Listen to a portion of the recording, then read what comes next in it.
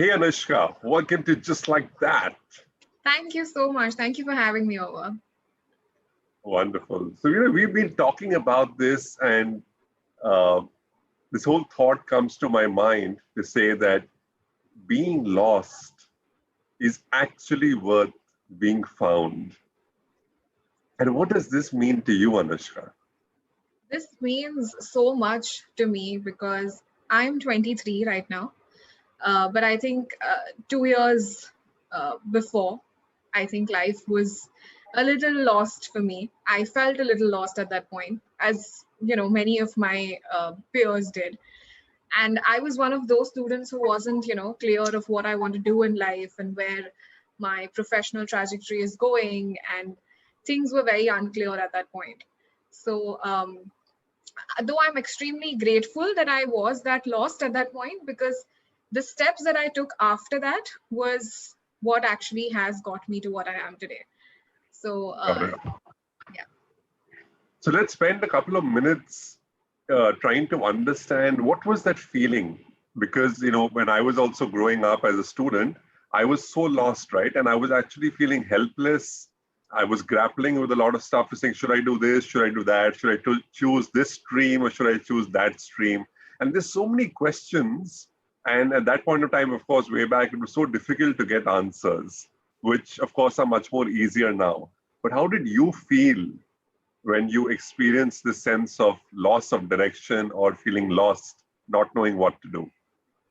Right. So I think the biggest issue that I faced when I was, fresh out of school and into college, and then especially with the kind of professions that you have today, where everything starts right after 12th.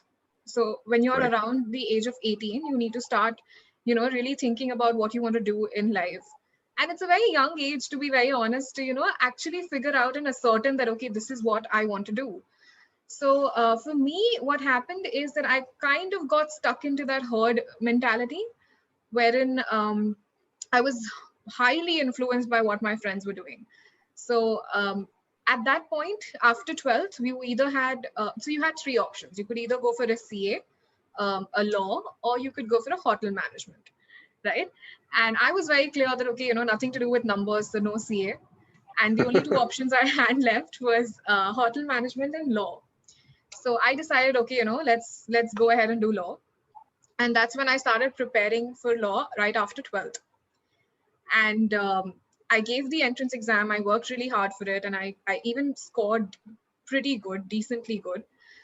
However, I think by the time I had, gone through the entire journey and process, I realized, okay, this is not something that I want to do. I've just taken it up because everyone around me is doing it. So I Hmm. decided, okay, let it go. Let's see, what else is there in store for me. And so I took up BCom, and I was trying to, intern in a few places. Again, in the final year of BCom, a lot of my friends started giving CAT, or they'd actually enrolled in classes to, prepare for CAT. And I think again, till the time, I had not really figured out what I want to do. So I got stuck in the rigmarole again, and I gave CAT again. So, but again, the same thing, that I wasn't happy with, you know, what was happening and what I was going through. It really sort of dents your self confidence. You stop believing that, okay, this is something that I can do. You start Hmm. overthinking a lot of things. You feel that if some task is given to you, you're the one to just throw the glove and say that, okay, maybe this is not something that I will be able to handle. So losing your confidence at that age is one of the most difficult, things to recover. And I think that is when I decided that um, I cannot go on like this. I cannot follow what everyone else is following. Yeah, And but did you really see a pattern, Anushka? First law, then cat. When was the juncture when you realized this is not me? I don't relate to this. I don't want to do this. Was there a pattern or was it just ad hoc? no, of course, I was falling into the pattern of doing something because everyone else is doing it, and then realizing, okay, this is not what I want to do. So eventually, I actually did, a small internship with this creative agency.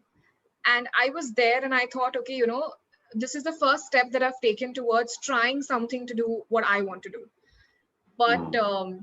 again, what happened there was that I saw a lot of young people around me who were very sure of what they want to do. They'd not just uh, planned the path, but they were walking on it. And I was still fumbling around, trying to get coffee for everyone, not knowing what's happening. And I think that was the juncture where I felt that, okay, I have to gain my confidence back. I have to start figuring out what I really want. And that is Mm. when I decided that I need to take a hiatus. I need to take a break, invest in myself, understand what I want, really, retrospect and introspect everything that's happened, and then take any solid step towards a professional journey. So Very there, interesting. And how did you go about doing that? yeah, so I decided to take up a very interesting and a very intensive course in yoga education. So I come from a family actually which is very spiritual. My father's into yoga and Vipassana for a very long time. My mother's into Brahma Kumari. She follows it sometimes, not very religiously, but it was a very clear decision for me that if I need to spend some time looking out for myself, understanding what I want, this seemed like the most obvious path. So I took a 1 year course in yoga. It was a hard decision because I had to even convince my parents. They were worried that, you're at a very young juncture, and this is a time that if you take 1 year off, a lot of your friends are going to be ahead of you in life, or you may not get a job later. It may be difficult to explain why you took this 1 year off, and it doesn't really look very good on your CV as well. So Mhm.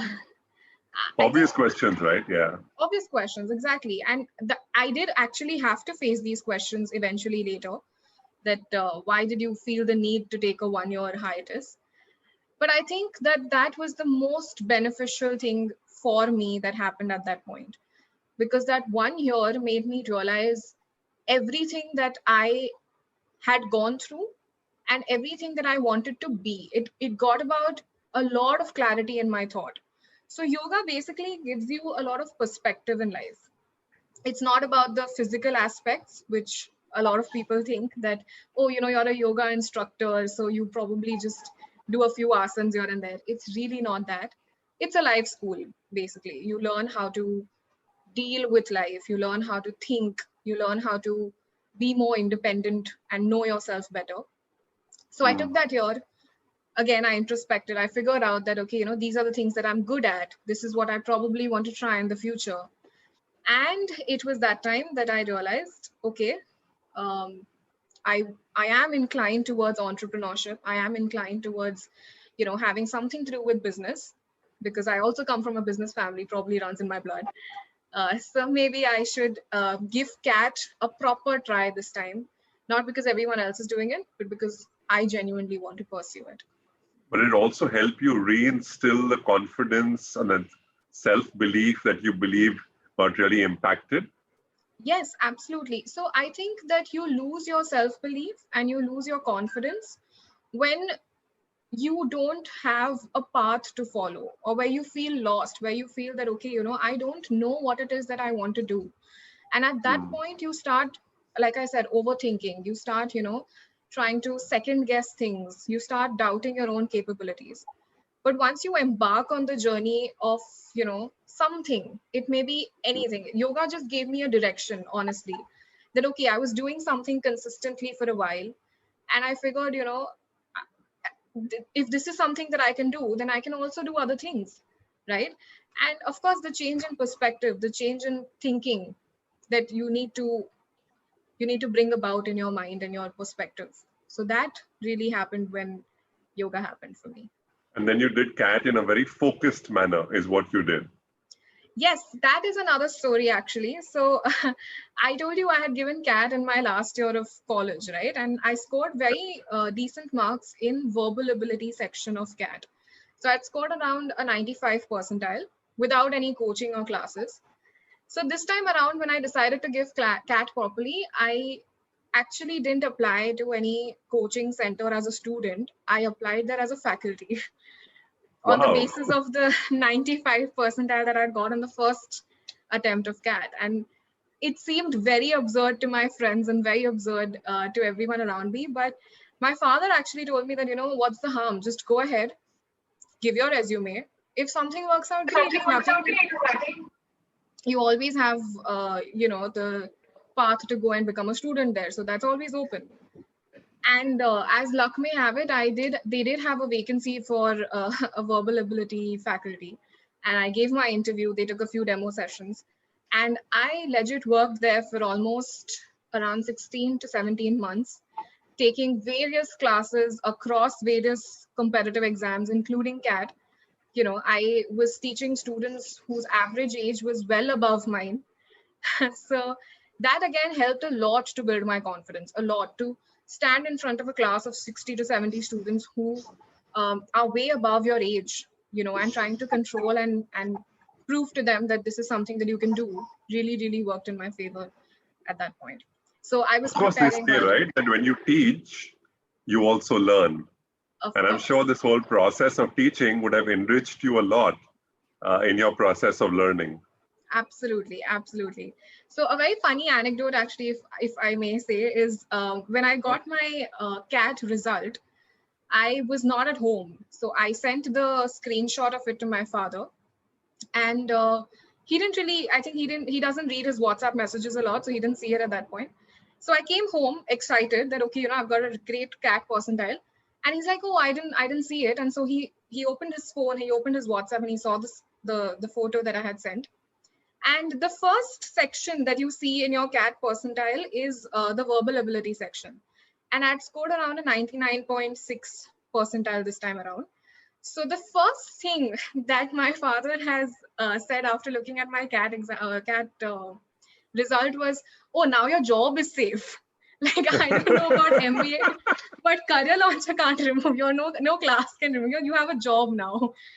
So yeah, so I think teaching really, really worked in my favor. It's always something that I feel I can fall back on in case nothing else works in life. This is something that I will definitely look forward to.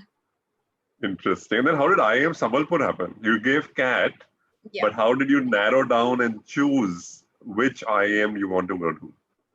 So I did score really well in English. I mean, the verbal ability and the logical reasoning section, but I have Reasoning. always been extremely weak when it comes to quant or math. That's something that's pulled me down ever since I was in 10th.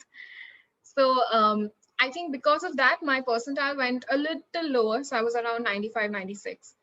And from all the calls that I got and from all the interviews that I had given, IIM Sambalpur was the college that actually took me, in the very first list.